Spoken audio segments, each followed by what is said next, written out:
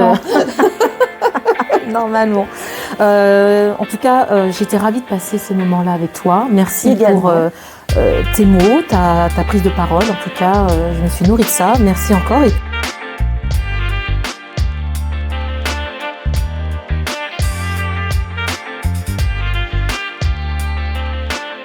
Bonjour. Une fois n'est pas coutume, nous sommes au siège, au QG d'Agora Manager, où Virginie a eu le plaisir de nous accueillir afin qu'on parle un peu du gala des directeurs sécurité, gala auquel nous participons le 17 mars prochain.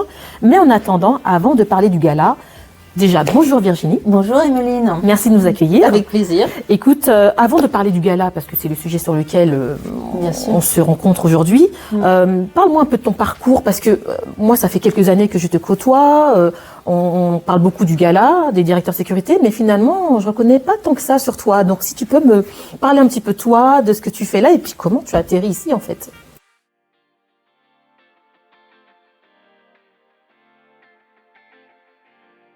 Ah bah tu as raison, alors j'ai pas atterri avec un parachute, mais non, alors écoute, comme pourraient me dire mes petits-enfants maintenant, j'ai vécu à l'époque des dinosaures. Non, trêve de plaisanterie, ça va faire une trentaine d'années maintenant que j'exerce au niveau professionnel, alors effectivement avec un parcours très diversifié, nous allons dire, puisque j'ai commencé dans le bancaire, donc rien à voir avec la sécurité, et puis après un parcours à l'étranger, à Londres, où je travaillais chez British Telecom, j'ai eu une opportunité quand je suis rentrée en France, en fait, et j'ai rejoint à l'époque une association qui s'appelait le Réseau Idéal, et où on est venu, enfin on m'a proposé un poste de directrice communication. Et en fait, cette association est devenue très vite une SAS, et c'est pour ça qu'on était venu chercher, dont le principal actionnaire était la Caisse des dépôts et consignations. Et on m'a demandé en fait, d'être directrice marketing et communication dans cette SAS du coup.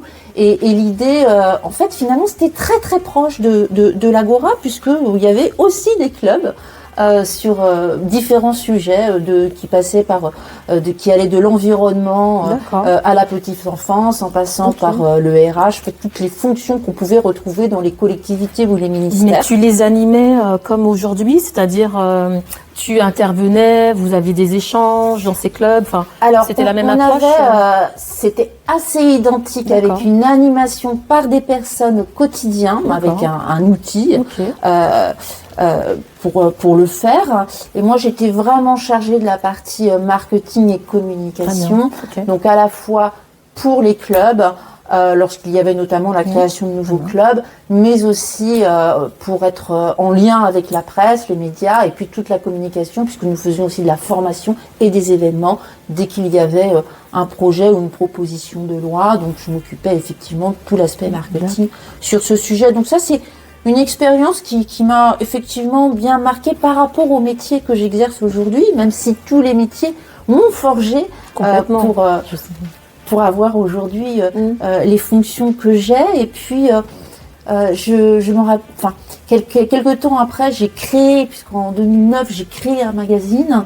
Qui s'appelait comment d'ailleurs ? Qui s'appelait Vidéosurveillance Info à l'époque. Pile dans le thème. Pile dans le thème, voilà. Donc je rappelle un petit peu le contexte. 2007, la ministre de l'Intérieur, Michèle Alliot-Marie, on est sur le développement à la fois de la police municipale, mais aussi le déploiement de la vidéosurveillance. Et là, je dis au président d'Idéal Connaissance à l'époque que j'allais créer un magazine à côté de ce qu'ils faisaient eux-mêmes, et que je les accompagnerais, que je deviendrais partenaire finalement de la société qui m'avait employé jusqu'à présent. Et troisième fait marquant qui aussi est important pour moi, c'est lorsque de l'autre côté de la barrière, comme j'aime à le dire souvent, d'ailleurs j'ai vendu mon magazine et ma société pour cette raison, j'ai été approchée pour pouvoir être directrice marketing Europe et directrice BizDev pour un groupe qui s'appelle le groupe TKH, où je m'occupais plus particulièrement de certaines sociétés en Europe, en Italie, en Allemagne. Tu as voyagé, j'espère, tu as profité un petit peu. Oui, un petit peu, voilà. Et finalement, voilà, j'étais prestataire. Donc du coup, j'ai trouvé très intéressant cette approche où j'étais vraiment au contact de techniciens sur la partie développement logiciel, hyperviseur, superviseur, vidéo, contrôle d'accès. Donc, ce qui aujourd'hui me permet également de bien comprendre les enjeux, de bien comprendre un peu la technologie, mais de bien comprendre aussi les enjeux et ce qu'on peut leur apporter à ces acteurs par rapport à leurs besoins. Donc tout ceci a fait finalement dans ce parcours, il y en a plein d'autres, mais bon. Ces trois faits marquants-là. Ces trois faits marquants, aujourd'hui, me permettent d'être à l'aise, on va dire, au quotidien, auprès des différents acteurs que je côtoie, aussi bien au niveau étatique, élu, et puis secteur privé.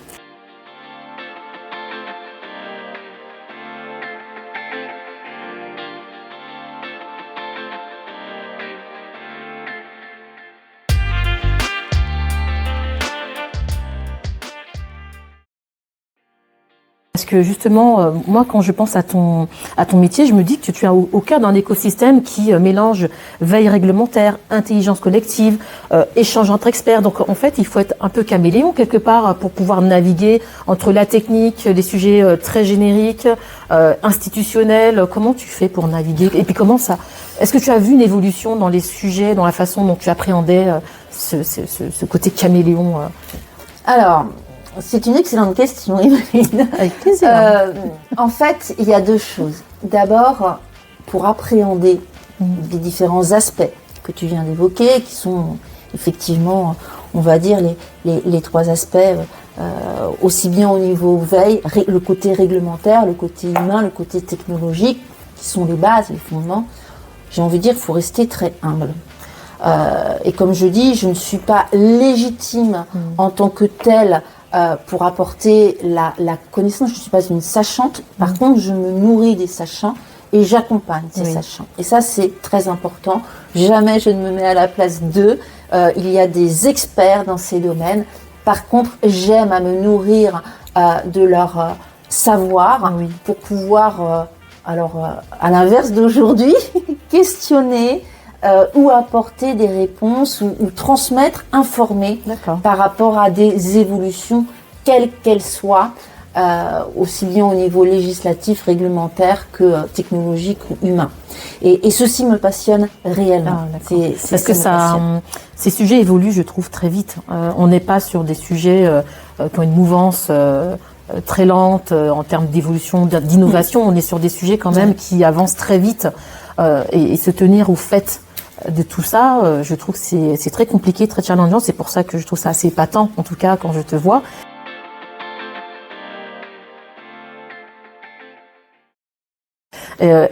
Comment tu fais pour te tenir au fait, faire ta veille? Il faut beaucoup lire. C'est vrai. Donc sur ta table de chevet. Alors, moi, je prends les transports en commun. Donc, en fait, ça facilite les choses puisque du coup, je m'informe pendant mon trajet. D'accord. Donc, entre chez moi et le bureau, c'est être attentif, être à l'écoute. Quand je le peux, j'aimerais encore davantage. Mais être présente dans des colloques, des séminaires, se nourrir encore une fois, comme je disais, de toutes les personnes que je côtoie au quotidien et qui me nourrissent. Alors, on n'est jamais trop informé. Par contre, tu parlais de l'évolution tout à l'heure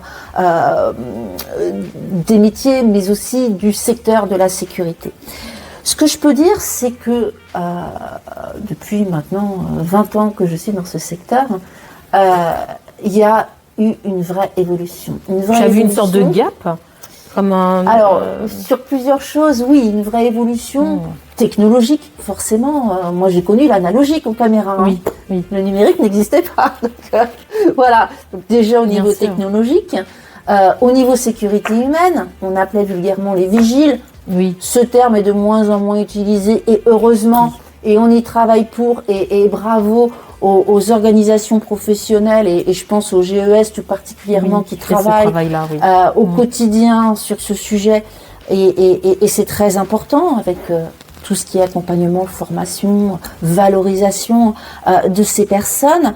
Et puis, au niveau réglementaire, oui, ça a bien évolué, même si, on le sait, des personnes aimeraient que ça aille encore beaucoup plus vite, mais il faut aussi des garde-fous. Donc, il faut toujours bien peser, puis c'est notre travail, c'est-à-dire que on doit écouter. Ça me rappelle mes cours au lycée où on faisait en français les thèses, antithèses, synthèses. Voilà, et effectivement, au quotidien, on doit réfléchir comme ceci. Et ça me... Du coup, par rapport à cette évolution, je voulais parler également de la digitalisation. Alors là, on a... ça peut paraître, pour certains beaucoup plus jeunes que moi aujourd'hui, qui ont connu le digital, qui ont connu dans la main quasiment très jeune un téléphone, un ordinateur. J'ai vu, parce que moi j'ai connu les grosses cartes, voilà, au niveau des PC, les Atari, et il y a eu une énorme évolution, et on n'est qu'au début de cette évolution et réévolution numérique, technologique.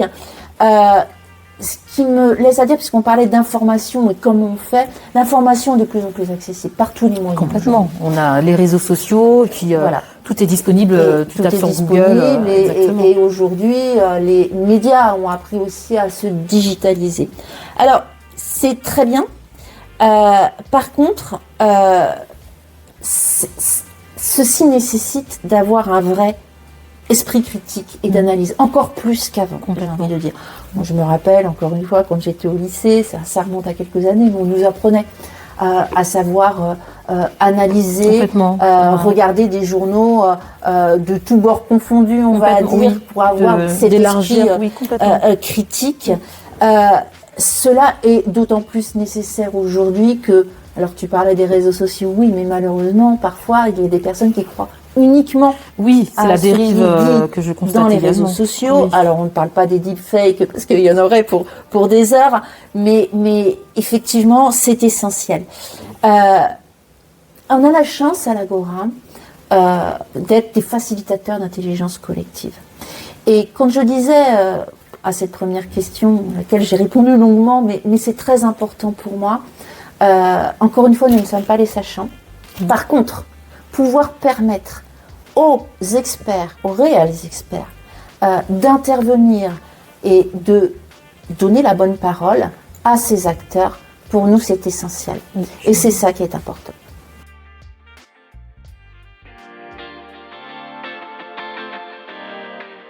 Et d'ailleurs, pour rebondir, quand tu parlais de la digitalisation, avec avec cette étape qui est majeure aujourd'hui, qu'est-ce qui n'est pas digitalisé d'ailleurs, on a le pendant qui est l'intelligence artificielle. Est-ce que c'est un sujet, en tout cas chez nous, VPCitex, on en parle et on a à cœur de mettre ça, de nourrir nos outils avec cette intelligence artificielle qui va être un facilitateur dans notre travail, mais toi, à ton niveau, ton regard sur l'évolution des métiers, est-ce que c'est un sujet pour lequel vous avez une attention particulière, ou finalement c'est un sujet parmi tant d'autres que vous traitez comme tel et suivez de loin dans l'avancement? Alors, en tant que personne, on ne peut pas regarder ceci de loin. Pourquoi? Parce que l'IA est là, elle est présente, et il vaut mieux savoir l'utiliser, j'ai envie de dire, que de faire l'opération de l'autruche et de dire non, on va pas s'y intéresser. Souvent, je le dis, dans l'histoire de France, on l'a vu, la révolution industrielle, certaines personnes en avaient peur. Avaient peur que ça prenne des emplois, avaient peur que finalement ce soit contre l'humain. Voilà, on a toujours eu ces appréhensions et on a eu des films très bien faits sur ces sujets. Et je pense que aujourd'hui, tout ça pour dire qu'on ne peut pas l'occulter. On ne peut d'autant pas occulter l'intelligence artificielle ou quelles que soient les nouvelles technologies, notamment dans le numérique, que ce peut être aussi une grande aide. aujourd'hui, on le voit, on doit utiliser le numérique, tout ce qui est l'automatisation, ce qu'on appelle vidéosurveillance intelligente, elle est là et au contraire par rapport aux menaces actuelles et au contexte actuel, il est important de s'intéresser à ces nouvelles technologies, c'est essentiel. Après, ce qui est certain, c'est qu'il est essentiel aussi d'avoir des garde-fous. Et les contraintes réglementaires et éthiques, selon moi, je dis bien selon moi, parce que je ne voudrais pas parler là pour le coup pour la communauté et pour les directeurs sécurité, sont essentielles et doivent être d'autant plus fortes que on peut malheureusement avoir affaire à des personnes malveillantes qui vont utiliser ces technologies. Donc oui pour une avancée. De toute façon, on y va. Il ne faut surtout pas aller à contre-courant. On y va. Au contraire, maintenant ces garde-fous sont essentiels et je pense que chacun fait en fonction de ses propres missions le nécessaire pour avancer, même si, je le sais, beaucoup aimeraient avancer beaucoup plus vite. Le sujet, et on peut le comprendre. Mais c'est important et j'ai envie de dire par rapport à ces enjeux actuels, faisons preuve de résilience à tous les niveaux et avançons, mais avançons justement et ensemble.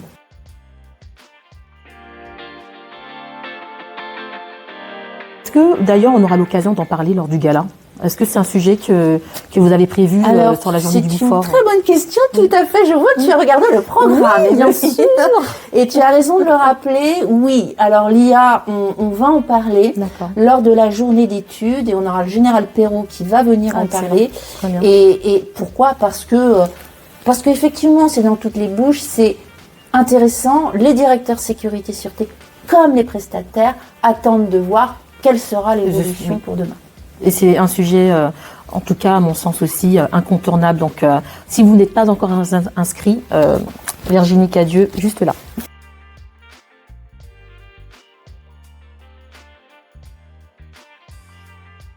En tout cas, sur le gala, on sait à peu près où ça va se passer. Donc au pavillon des Capucines à Paris.